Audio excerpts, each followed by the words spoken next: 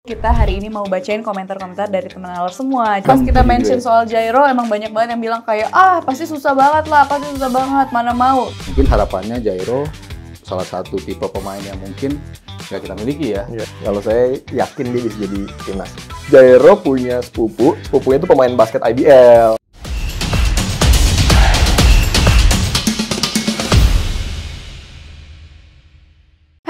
Selamat datang di Tiki Taka Ngobrol Bola pakai Nalar bersama saya Nela Sisterina, Mas Sabto Haryo dan juga Putra Maulana. Apa kabar? Baik. Wah, ketemu lagi ya. Ketemu lagi kita dan sesuai janji kita di minggu lalu, hari ini kita mau bacain komen-komen dari teman Nalar semua. Nah, sesuai janji kita minggu lalu, kita hari ini mau bacain komentar-komentar dari teman Nalar semua. Jadi kita bacain komentarnya, abis itu akan di-react sama kedua pundit kita yang ada di sini. Kenapa tepuk tangan ya? Oke, kalau gitu aku pakai properti dulu ya. Nah, oke, ini ada komentar dari @fawas_09. STY itu suka dengan pemain yang kuat ngolah bola, rajin ngepres, rajin bergerak. Coba lihat kenapa STY selalu pasang Rafael Struijk jadi starter dibanding Sananta atau Dimas. Apalagi Jens Raven megang bola aja gampang kerebut, nggak ada larinya. Golnya juga tinggal nyeplosin doang depan gawang, nggak ada gol dia yang fantastis. Kalau mau dipuji yang ngasih dia assist, menurut gue semua naturalisasi era Erick Thohir terlihat punya kualitas. Cuma si Jens Raven doang nih blunder naturalisasi. Apa hebatnya? Gitu katanya. Rajin ngepres, gue kira rajin ngeprank tadi, salah. Jadi gimana? Apa hebatnya? Mungkin mau di counter sama Mas Sabto dan juga Puma? Kalau kita berapa kali ya ngomongin Jens Raven dan kita sampai pada poin yang sekarang memuji. Dulu kan mungkin di awal memang juga kita bertanya, ini pemain bagusnya apa sih ketika dicoba di turnamen-turnamen uji coba ya, pramusim. Kok banyakan hilang bola, involvement in game yang nggak ada. Cuman makin sering dipakai di timnya Indra Syafri, akhirnya makin lama makin kelihatan nih kualitas dia, kenapa dia dibutuhkan oleh tim gitu. Paling nggak di U19, U20 dulu gitu. Untuk ke senior ya nanti dulu, kan kita bicara kan ada proses dulu. Betul, ya. Tapi di usianya yang masih sangat muda, ini termasuk pemain yang berulang kali kita puji kualitasnya karena mengcombine dua pemain striker kita yang beda ya. Gaya strike dia bisa, gaya bomber dia juga bisa gitu. Jadi cukup lengkap sebetulnya. Cuman kan gaya Indra Syafri kan seperti apa? Bermain kan semuanya pakai wings gitu dan semuanya butuh umpan-umpan ketika dia menjadi target man. Tapi kan nggak selalu tercipta umpan dari crossing dari wing itu. Sementara dia harus bantu create ke belakang. Sementara kan tugas utama dia mungkin sebagai poacher, sebagai pemain yang ada di kotak penalti, yang lebih kayak Ramadan Sananta atau Dimas Derajat atau Hoki Caraka gitu. Tapi dia belum bisa memfungsikan dirinya secara penuh untuk dua peran tersebut gitu. Tapi makin lama makin kesini kelihatan kok peran dia semakin bagus. Jadi kalau dibilang blunder saya nggak setuju karena usianya kan masih muda. Yes. Nanti makin ke sana akan kita lihat nih peran dia yang betul, apakah ini pemain diambil karena memang kualitasnya yang kita cari-cari nomor 9-nya yang secara lengkap. Puma ada pendapat lain atau agree? Jelas nggak setuju sama dia. Oke.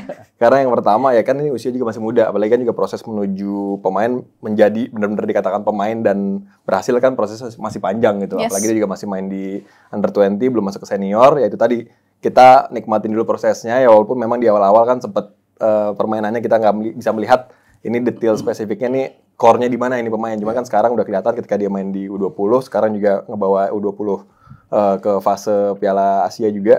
Jadi otomatis kan juga udah memberikan efek positif yang begitu bagus gitu untuk timnas gitu kan. Dan balik lagi kan setiap pemain itu kan punya gayanya masing-masing ya. Dan ketika PSSI ataupun juga dari federasi memilih pemain untuk dinaturalisasi, pasti kan juga tahu nih pemain tipe apa yang dibutuhkan. Dan balik lagi ya karena Jens Raven ini juga punya gaya bermainnya yang berbeda dengan Sananta, dengan Dimas Derajat, kemudian dengan striker lainnya. Jadi saya kira kita tinggal nikmatin aja nih prosesnya seperti apa. Karena kalau kita lihat Jens Raven tuh ada gaya-gaya tipikalnya kayak Ruud van Nistelrooy gitu.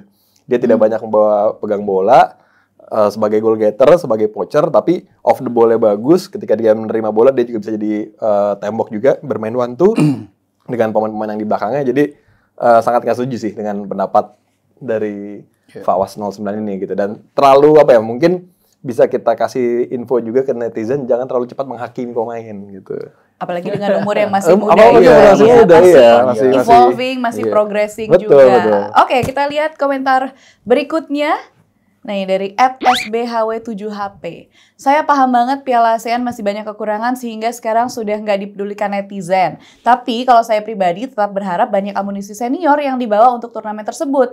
Kombinasi skuad Piala Asia U23 ditambah beberapa pemain senior Liga 1 seperti Hernando, Kambuaya, Egy, dan lain-lain. Bahkan kalau Mauro dan Jens juga ikut makin asik tuh. Sekali lagi ini cuma harapan, sama sekali gak ada niatan nuntut untuk pakai squad sebagus itu.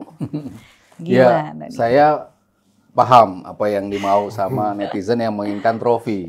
Maksudnya kan kita sekarang mengklaim diri kita udah level kita Asia. Tapi validitas dari levelnya sudah Asia tuh apa? Thailand mungkin kan bisa mengatakan, gue udah juara di ASEAN, berapa trofi yang kita punya di ASEAN. Sehingga dia mengklaim diri dia sebagai Raja ASEAN valid. Karena ditunjang oleh trofi-trofi itu. Vietnam juga sekarang di levelnya, tadinya kan di atas kita, dari sisi permainan, dari sisi segala macam di atas kita. Walaupun sekarang timnasnya enggak, tapi kan proses mereka menuju level itu tuh sudah jauh melebihi kita. Lalu jumlah trofinya juga udah melebihi kita dari bicara kawasan ASEAN gitu kan. Nah, bagus kita punya timnas yang bagus, yang sudah level Asia lah. Dikatakan seperti itu, kita mencapai round tertinggi, cuman validitas kita sebagai Raja ASEAN-nya tuh menurut saya sih belum ada gitu kan. Tetap aja butuh trofi di level ASEAN gitu. Ya benar, perlu pemain-pemain yang mungkin nggak mengganggu yang abroad, yang ini nggak masuk kalender FIFA. Kalau nggak masuk kalender FIFA kan memang pemain-pemain di luar kan susah untuk bisa dilepas gitu kan. Sementara di sini, klub-klub Liga 1 kan memang dalam tanda kutip diwajibkan oleh federasi kalau ada pemanggilan untuk timnas, kapanpun itu kita wajib melepas pemain gitu. Jadi walaupun U23, tapi yang pemain-pemain yang sudah masuk di timnas senior yang umurnya masih di U23, ya kenapa enggak gitu main. Kalau saya sih pribadi masih pengen sih kita juara AFF tuh yang sejak gue nonton bola tuh gue menantikan kita mengangkat trofi itu. Hampir-hampir mulu final, mulu kalah, mulu nyaris gitu. Terus ya. Semuanya nyaris itu setiap tahun. Bahkan di era dipegang Sintayong pun final juga. Kita nggak pernah dapat trofi juga. Kayaknya ada penasaran juga sih untuk bisa mendapatkan trofi itu. Tapi ya tanpa memaksakan pemain-pemain yang emang tampil di abroad yang punya liga dengan jadwal yang jelas gitu.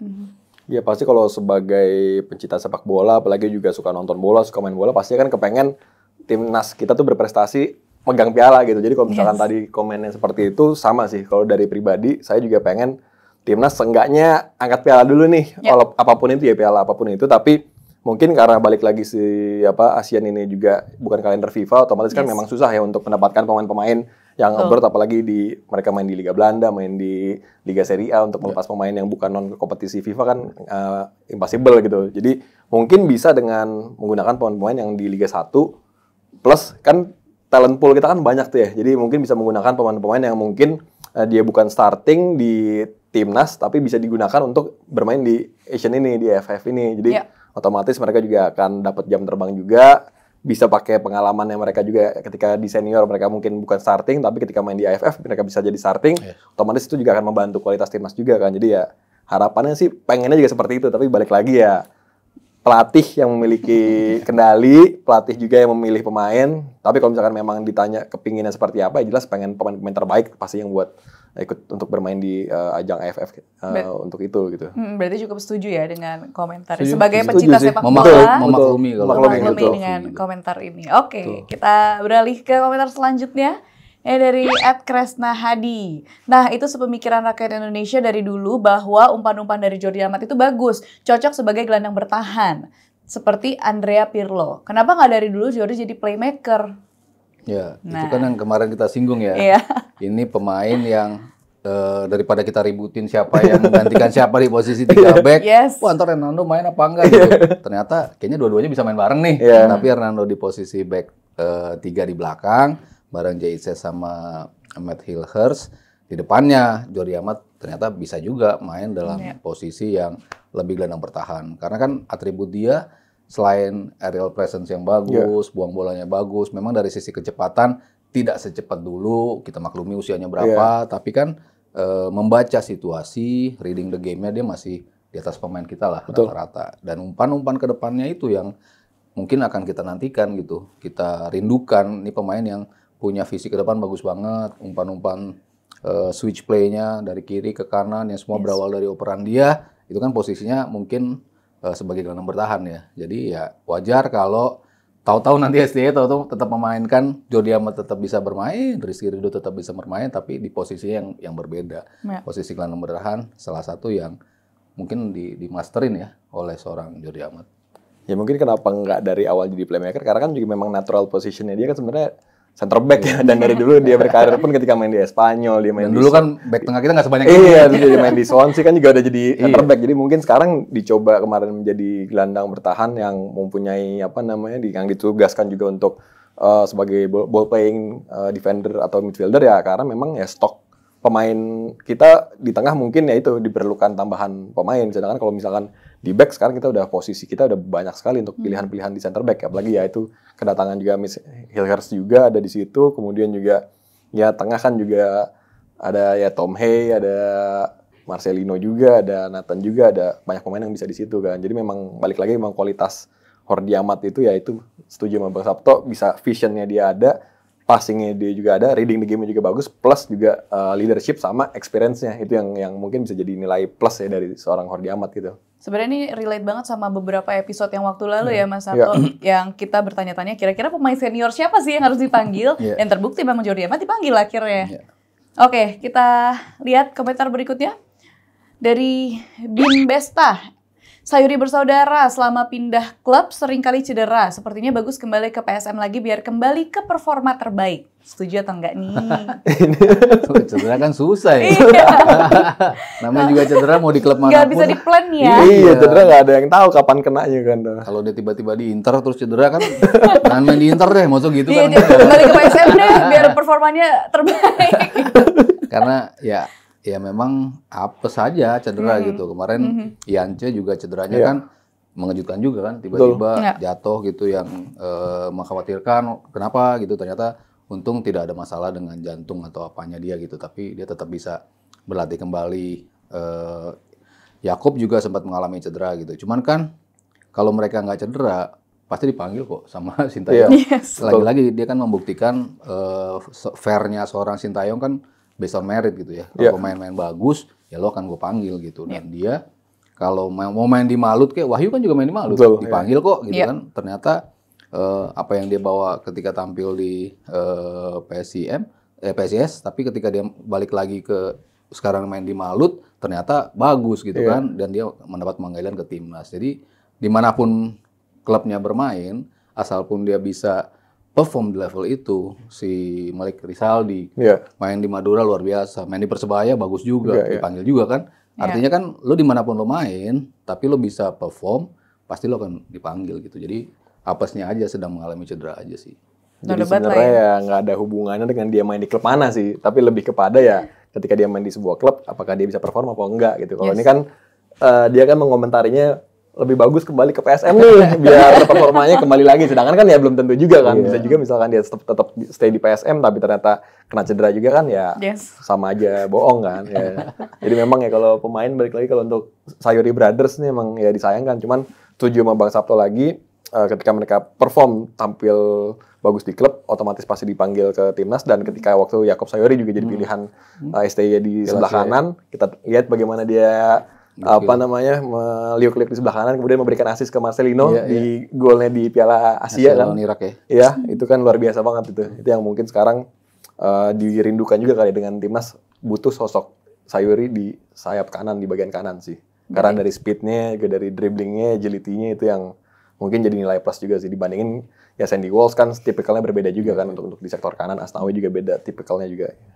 Nanti kita berharap, kita doain aja semoga Sayuri Brothers segera bisa kembali ke performa terbaiknya dimanapun klubnya. Yang penting nggak cedera, yang penting sehat, fit gitu ya. Fit, performanya bagus, plus siapa tahu dipanggil lagi nanti ketika kualifikasi lawan Jepang sama lawan Arab kan yang di main kandang di Indonesia. Hopefully. Oke, kita beralih ke komentar berikutnya dari siapa nih? @dwi @moko Nugroho Pharma PT.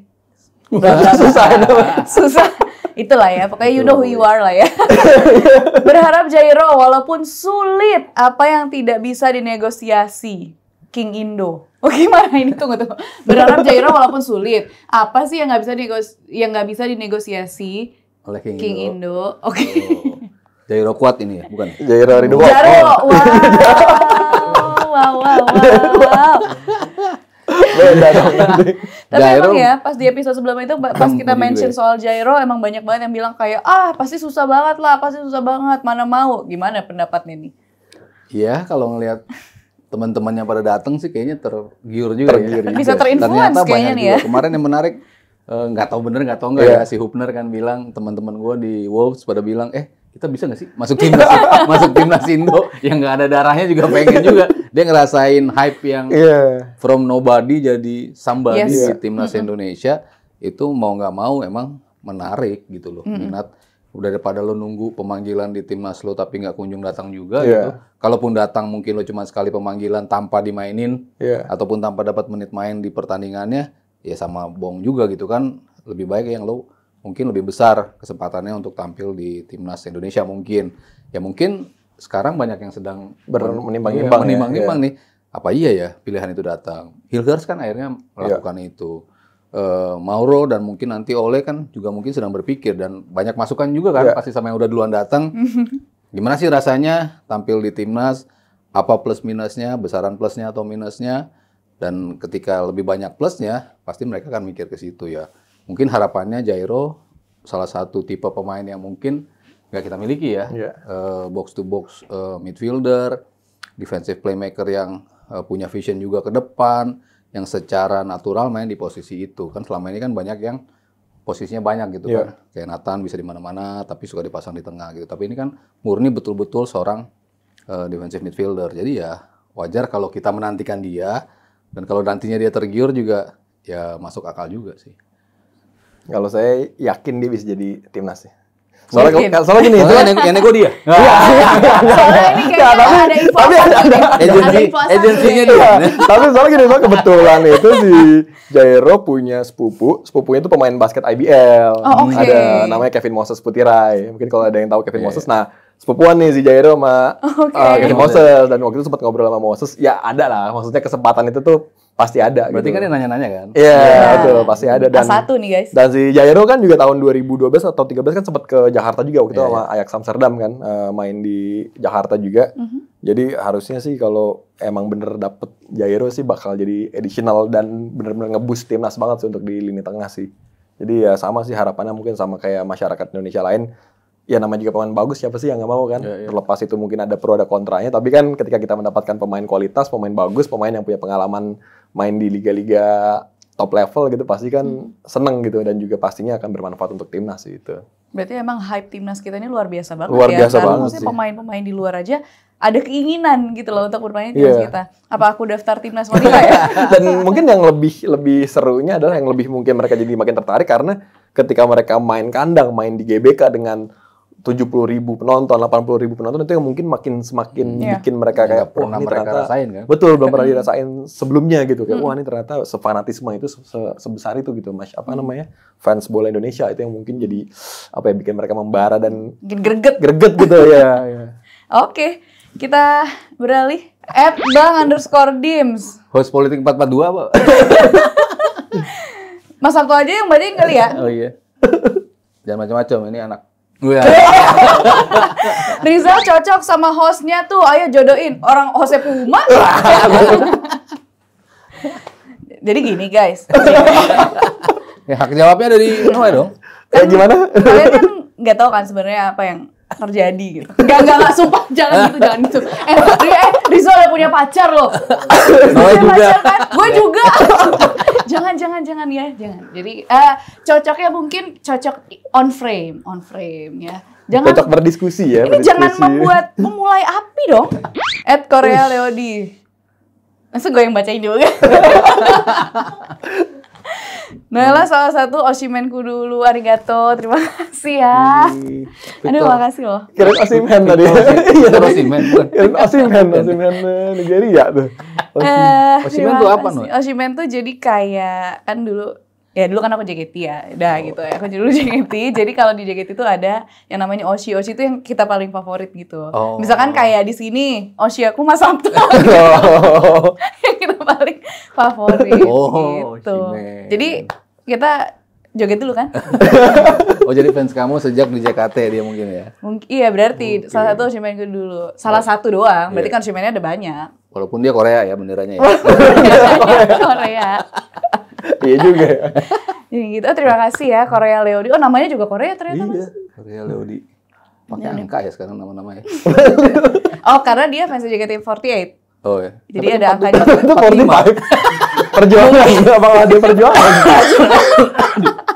Perjuangan ya. Perjuangan 45. Kita mau berterima kasih juga buat teman-teman Laras semua. Selama ini antusiasnya luar biasa banget, selalu berpartisipasi dengan komentar-komentar kalian, aktif banget ngasih pendapat-pendapat kalian yang kita selalu bacain juga.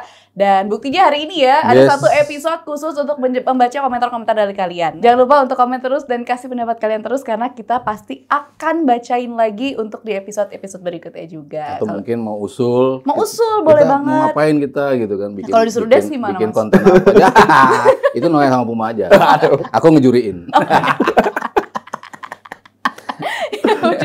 Nah buat kalian semua yang mau usul juga konten apa yang harus kita bikin, apa bahasannya, ataupun ada games-games boleh banget juga. Karena kan sekarang kita tayangnya seminggu 3 kali, jadi semoga semakin bervariatif juga isi konten-konten dari Tiki Taka. Kalian bisa usul dan jangan lupa untuk like, share, and subscribe YouTube channel Nalar TV. Untuk itu saya Nala Sisterina, Sabto Haryo dan juga Putra Maulana pamit undur diri. Sampai jumpa. Bye.